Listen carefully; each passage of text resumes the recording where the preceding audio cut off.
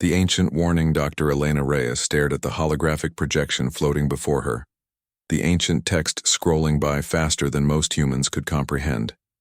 After 15 years as the leading xenobiologist at the Terran Diplomatic Corps, she'd developed an uncanny ability to process information at remarkable speeds.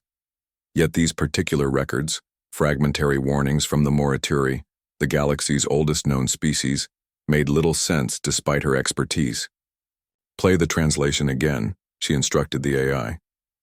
Her cramped office aboard the diplomatic station Harmony orbiting Jupiter was cluttered with artifacts from a dozen worlds, but nothing compared to the significance of what she was reading. "Lucy," AI's smooth voice filled the room. "Avoid interference with the Earth system. The danger is not what it appears. The human species is merely a symptom, not the source." Elena rubbed her tired eyes. The Morituri had dominated galactic politics. For over 50,000 years, their civilization ancient when humans were still using stone tools. They were respected, feared, and above all listened to. When they issued warnings, even the most belligerent species took notice. Yet in all her years studying galactic diplomacy, she'd never understood why the Morituri maintained such distance from Earth. Human expansion into the galaxy had been welcomed by most species after an initial period of caution. Humans were innovative, adaptable, and while occasionally reckless, they'd proven to be valuable members of the galactic community. But the Morituri kept their distance, engaging only through intermediaries and never establishing a direct embassy on Earth. "Dr. Reyes," her AI assistant interrupted. "Director Kapoor is requesting your presence in briefing room C immediately." Elena sighed and shut down the holographic display. Director Kapoor rarely summoned anyone immediately unless something significant had happened. She gathered her notes and hurried through the gleaming corridors of Harmony Station.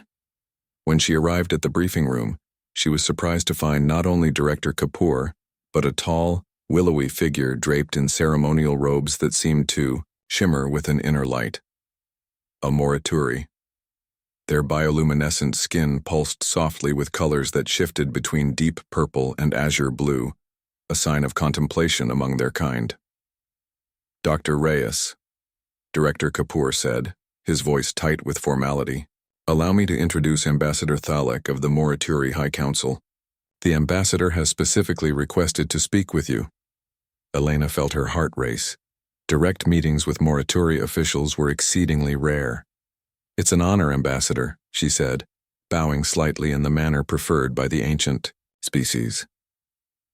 The ambassador's voice resonated with harmonic undertones, a natural evolutionary trait that made their speech almost musical. "The honor is mine, Dr. Reyes. Your reputation as a scholar of interspecies relations precedes you. I understand you have been researching our historical policies regarding Earth." Elena felt a chill. Her research wasn't classified, but she hadn't expected it to draw the attention of the Morituri themselves. "I have, Ambassador. I find it curious that the oldest and most advanced civilization in known space maintains such a careful distance from humanity's homeworld." Thalek's skin rippled with flashes of amber, concern or perhaps caution. "Curiosity is admirable, Doctor, but there are matters in this galaxy that require more than mere curiosity to understand. Walk with me." To Elena's surprise, the ambassador dismissed Director Kapoor with a graceful gesture. The director looked uncomfortable but complied without protest, leaving Elena alone with the ancient alien. "What I am about to share with you is not found in the galactic archives accessible to your species," Thalek said once they were alone. "For over 40,000 years, my people have observed Earth from a distance. We were among the first to detect the unusual properties of your world." "Unusual properties?" Elena asked, struggling to maintain her composure. "Earth is a standard Class 5 life-sustaining planet. Our geological and atmospheric composition is unremarkable." The ambassador's skin pulsed with what might have been amusement. "Remarkable and unremarkable are matters of perspective, Doctor. What your instruments measure and what our senses perceive are not the same." From within the folds of the shimmering robe, Thalek produced a small, crystalline object that caught the light in impossible ways. "This is a resonance key, one of only 7 in existence. It allows access to the sealed archives, records so sensitive that even most of my kind have never seen them. Elena stared at the crystal, mesmerized by its shifting patterns. 3 days from now, Talek continued, this key will activate temporarily. You will have precisely 6 hours to access the sealed archives regarding Earth. After that, the key will deactivate permanently. Why me? Elena asked, finding her voice at last. And why now, after all these millennia of secrecy? Because, Dr. Reyes, something is changing on Earth. Something awakening. And unlike my cautious colleagues, I believe humanity deserves to know what shares its home. Talek's colors shifted to a deep, solemn indigo. Your species walks a dangerous path. In ignorance, knowledge, even frightening knowledge, is preferable to blind stumbling. The ambassador placed the crystal in Elena's palm. It felt warm, almost alive against her skin. The coordinates for the access point are encoded within. Tell no one, not your director, not your colleagues. The privileges of ancient species carry significant weight in galactic politics, but even I am exceeding my authority by doing this. Before Elena could respond, the ambassador turned to leave, but paused at the door. One final warning, Doctor. What you learn may change your understanding of what it means to be human. Some truths are not easily carried. 3 days later, Elena found herself aboard a small research vessel, ostensibly heading to Neptune's research outpost. In reality, she had programmed a detour to the coordinates provided by the resonance key, a small, unmarked station hidden in the shadow of a Kuiper Belt object. As she approached, nothing appeared on her scanners, yet she could see the station, with her own eyes, a contradiction that made her question her sanity. The structure looked ancient, its architecture following principles that seemed to bend space in subtle ways. When she docked, the airlock opened automatically. The interior was illuminated by the same soft, impossible light that emanated from the crystal in her hand. The station appeared abandoned yet impeccably maintained, as if time itself had been suspended within its walls. At the center of the main chamber stood a pedestal with a space perfectly sized for the resonance key. Elena hesitated only briefly before placing the crystal in position. The air around her shimmered, and the empty space was suddenly filled with holographic displays, showing information in a dozen different alien scripts, some so ancient that no human had ever seen them before. The Morituri records appeared first, followed by data from species long extinct. Elena worked frantically, her implanted neural interface copying as much data as possible within the 6-hour window.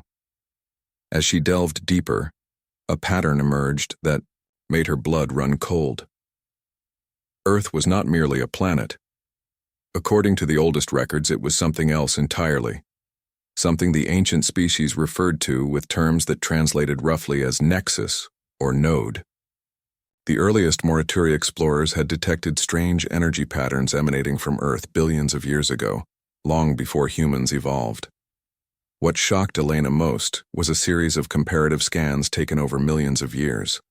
They showed these energy patterns growing more complex, more organized, almost like the development of a neural network. And the pattern had accelerated dramatically with the evolution of complex life, particularly since the emergence of mammals. The final entries were the most disturbing. They contained observations about humans specifically, about subtle differences in human neurophysiology compared to every other sentient species. According to Morituri scientists, human brains resonated at frequencies that harmonized with Earth's own mysterious emanations. One passage stood out with terrifying clarity. The humans are not merely inhabitants of their world. They are becoming extensions of it, perhaps unknowingly serving as sensory organs or processing nodes. What awakens when a planet dreams through a billion human minds? This is what we fear, not the humans themselves, but what Earth is becoming through them. As the 6-hour mark approached, Elena made a decision that would change everything. Instead of returning to Harmony Station with her discoveries, she transmitted a heavily encrypted message to her most trusted colleague, Dr. Kai Jiang, back on Earth. Then she programmed a new course. Earth, specifically the coordinates of an ancient site in the Siberian wilderness mentioned repeatedly in the Morituri records. If the ancient species feared what Earth was becoming, she needed to see it firsthand. As her ship broke orbit and accelerated toward her homeworld, Elena couldn't shake the feeling that she wasn't just returning home. She was answering a call that had been waiting her entire life. And somewhere in the darkness between worlds, she sensed that Earth itself knew she was coming. The living world, the Siberian wilderness, stretched before Elena in all its primeval glory, untouched expanses of taiga forest beneath a crystal-clear autumn sky. Her small expedition team had set up base camp at the edge of a vast circular depression in the landscape that geological surveys insisted was natural, but somehow felt deliberate in its perfect symmetry. "Scans show nothing unusual," reported Dr. Kai Zhang, her colleague who had risked his career to join this unauthorized expedition. "Standard mineral composition, expected radiation levels, normal background electromagnetic readings." Elena frowned, checking the translated coordinates again. This is definitely the place mentioned repeatedly in the Morituri archives. They called it the first contact node in their oldest records. The third member of their team, Dr. Mira Patel, a specialist in quantum field theory, looked up from her equipment with concern. "Elena, are you sure about this? We violated at least 6 protocols by coming here without authorization. If what you found in those archives is true—" "If it's true," Elena interrupted, "then everything we understand about Earth and humanity's place in the galaxy is wrong. The potential knowledge is worth the risk." They had been on site for 3 days, setting up increasingly sensitive detection equipment across the 10-kilometer depression. So far, they had found nothing to validate the extraordinary claims in the Morituri archives, that Earth possessed a form of distributed consciousness, one that was slowly awakening and integrating human consciousness into its network. As the sun began to set on their 4th day, something changed. Elena was adjusting a quantum field detector when she felt it, a subtle vibration that seemed to bypass her physical senses and resonate directly within her mind. She looked up to see both Kai and Mira frozen in place, their expressions suggesting they felt it too. "Did you?" Kai began. "Yes," Elena confirmed, a mixture of excitement and apprehension flooding through her. "Something's happening." The equipment around them came to life simultaneously, readings spiking across all instruments despite there being no discernible change in their surroundings. The quantum field detectors showed patterns that should have been impossible. Coherent quantum states maintaining stability across macroscopic distances. "This defies everything we know about quantum decoherence," Mira whispered, her hands trembling as she checked and rechecked the readings. "It's as if the normal rules of physics are being rewritten locally." The vibration intensified and Elena felt a strange doubling of her perception. She could still see the camp, her colleagues, the equipment, but overlaid on this reality was something else. Patterns of energy flowing through the ground beneath them, extending outward in vast networks that pulsed with something unmistakably like neural activity. "Do you see that?" she asked, pointing to the center of the depression where a faint luminescence was beginning to gather. Kai and Mira nodded wordlessly, their scientific skepticism momentarily overwhelmed by direct experience. As darkness fell completely, the phenomenon intensified. The ground beneath their feet began to glow with traceries of blue-green light that formed intricate geometric patterns. Not random, but organized with mathematical precision. The patterns spread outward from the center of the depression, and as they reached each piece of their equipment, the devices either shut down completely or began displaying impossible readings. "It's responding to our presence," Kai said, his voice hushed with awe.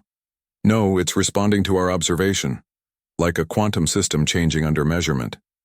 Elena felt drawn toward the center of the depression where the light was brightest. Against the protests of her colleagues, she began walking toward it, feeling with each step that she was approaching something ancient and vast beyond human comprehension. In the heart of the glowing pattern, the ground had split open to reveal what appeared to be a crystalline structure rising slowly to the surface. Unlike anything naturally occurring on Earth, The crystal matrix pulsed with internal light that synchronized perfectly with the vibration Elena felt in her mind. "It's beautiful," she whispered as she knelt beside it. When she reached out to touch the surface of the crystal, the effect was immediate and overwhelming. Her consciousness expanded outward in all directions simultaneously, connected to a vast network that stretched across the entire planet. For a moment that seemed to last both an instant and an eternity, Elena experienced what it meant to be Earth, to feel the movements of tectonic plates as muscle contractions, to sense the weather systems as breathing, to experience the biosphere as a complex immune system. And throughout this planetary nervous system, human minds glowed like specialized neurons, processing information in ways the Earth itself could not. With sudden clarity, Elena understood what the Morituri feared. Humanity wasn't just evolving on Earth. Earth was evolving through humanity. The connection broke as suddenly as it had formed, sending Elena collapsing to her knees. Kai and Mira rushed to her side, helping her away from the crystal structure which continued to rise from the ground, now nearly 3 meters tall and still growing. "Elena, are you all right?" Mira asked, genuine fear in her voice. But before Elena could respond, the quiet Siberian night was shattered by the arrival of 3 sleek spacecraft descending from above, their hulls bearing the insignia of Galactic enforcement. Bright searchlights pinned the small research team in place as amplified voices commanded them to stand down. "Dr. Elena Reyes," boomed an authoritative voice. "By authority of the Galactic Council, you and your team are ordered to cease all activities and submit to immediate detention for violation of restricted zone protocols." As the ships landed and armed officers in environmental suits emerged, Elena noticed something strange. They maintained a careful distance from the crystal structure, which now stood fully emerged from the ground, towering nearly 5 meters high. The commanding officer, a stern-faced woman with captain's insignia, approached Elena directly. "Dr. Reyes, you have accessed classified information and trespassed in a zone restricted by direct order of the Morituri High Council. The penalties for these actions are severe." Elena stood her ground. "On what authority does the Morituri High Council restrict access to regions of our own planet? Earth is a sovereign world with full membership in the Galactic Assembly." The captain's expression flickered with something like sympathy. "You don't understand what you're dealing with here, Doctor. This site has been monitored for thousands of years. What you've just activated was never meant to be disturbed." "Because it reveals the truth," Elena said. "Earth isn't just a planet. It's developing consciousness, using humanity as part of its neural network. And the Morituri have known this all along." The captain's composure faltered. "How much do you know?" "Enough to understand why they've kept their distance. They're afraid of what Earth is becoming." Their conversation was interrupted by an urgent shout from one of the officers monitoring the crystal structure. The massive formation had begun to pulse with increasing intensity, its light synchronizing with what appeared to be a global response. Satellite feeds on the enforcement ship's displays showed similar structures emerging at equidistant points around the planet, as if part of a carefully designed network. "It's happening," Elena whispered. "Earth is waking up." The captain activated her communication device. "This is Captain Laris requesting immediate evacuation and containment protocols. The Nexus is activating globally. I repeat, full planetary activation in progress." But as enforcement officers rushed to implement containment measures, their equipment began to malfunction. The crystal structures across the planet pulsed in perfect harmony, creating a field that rendered most advanced technology inoperable. In the confusion, Elena felt that strange doubling of perception return, but stronger now, more integrated. She could sense the other nodes activating worldwide, could feel billions of human minds becoming gradually aware of a presence that had always been with them, but never before recognized consciously. "You can't contain this," she told the captain, her voice calm with certainty. "No one can. Earth has been preparing for this moment for millions of years." As the enforcement team struggled with their failing equipment, Kai approached Elena with wide eyes. "Elena, look at your hands." She glanced down to see faint traces of the same blue-green energy that filled the crystal flowing beneath her skin. following the pathways of her nervous system.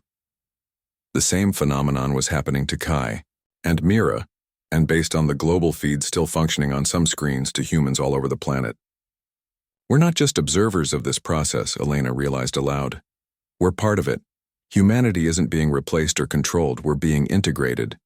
We're becoming Earth's interface with the galaxy. As night fell across Siberia, the true scope of what was happening began to dawn on Elena. This wasn't an invasion or a threat. It was an emergence. Earth, with humanity as its cognitive extension, was joining the galactic community not just as a world, but as a conscious entity. Unlike any other in known space, and the Morituri with their ancient wisdom had recognized the signs millennia ago. They hadn't avoided Earth out of fear of humans, but out of respect for something they recognized as a potential equal, a planetary mind slowly awakening to its own existence. The human connection dawn broke over the Siberian wilderness, illuminating a scene transformed. The crystal structure had stabilized at approximately 12 meters in height, its surface now transparent enough to reveal complex internal geometries that shifted and reconfigured themselves in patterns suggesting intense computational activity. Similar reports were coming in from around the globe as the network of nodes maintained a constant exchange of energy and information. The galactic enforcement vessels hovered at a safe distance, their crew clearly uncertain how to proceed with a phenomenon beyond their protocols. Captain Laris had established a perimeter, but made no further attempt to detain Elena and her team, seemingly recognizing that the situation had escalated beyond simple regulatory violations. The Galactic Council is convening an emergency session, Laris informed Elena, her earlier hostility replaced by wary respect. 7 Morituri High Elders are personally attending, unprecedented in the last 1,000 years. Elena nodded, unsurprised. The events of the past 24 hours had validated everything she'd discovered in the sealed archives. Earth wasn't merely awakening, it was announcing itself to the galaxy in a way impossible to ignore. What happens now? Asked Kai, who had spent the night analyzing the bioenergetic changes occurring in their own bodies. The luminescent traces beneath their skin had stabilized into delicate patterns that followed their nervous systems, but connected to something larger. Now we understand what makes humans unique, Elena replied. The reason our neurophysiology differs subtly from every other sentient species. We evolved not just on Earth, but with Earth, as specialized components in a larger system. Mira looked up from her readings with wide eyes. The quantum entanglement between human consciousness and these nodes is increasing exponentially. It's as if our minds are being used as processing substrates for something vastly larger. Yet despite the radical transformation underway, Elena felt no fear, no sense of invasion or loss of self. Instead, she experienced an expanding awareness. Her individual consciousness remained intact, but was now connected to something greater. She could sense the thoughts and emotions of her colleagues not as intrusive telepathy, but as an ambient awareness, like knowing the weather without looking outside. As the morning progressed, a new vessel entered Earth's atmosphere, a Morituri, diplomatic ship, its ancient design unlike anything in current use. It descended gracefully, landing near the enforcement perimeter.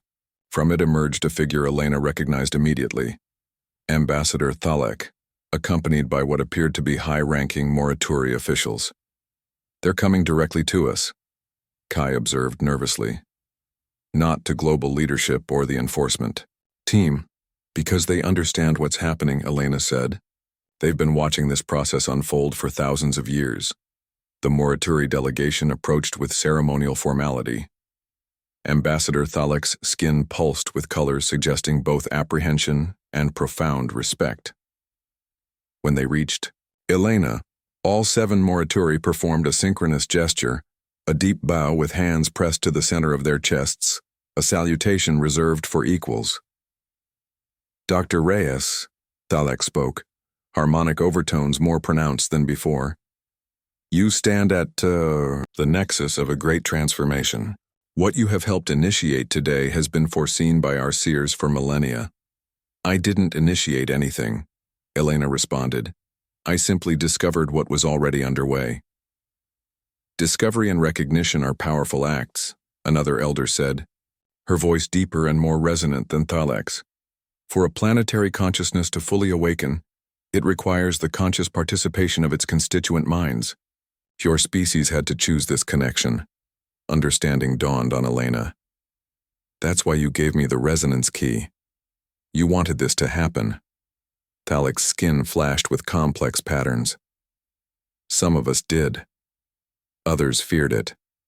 For 50,000 years, my people have debated whether to interfere with Earth's development. In the end, we chose to watch and wait, allowing your world to follow its natural evolution. But why? Kai interjected. Why would the most advanced civilization in the galaxy fear Earth's awakening? The elder who had spoken before turned toward him.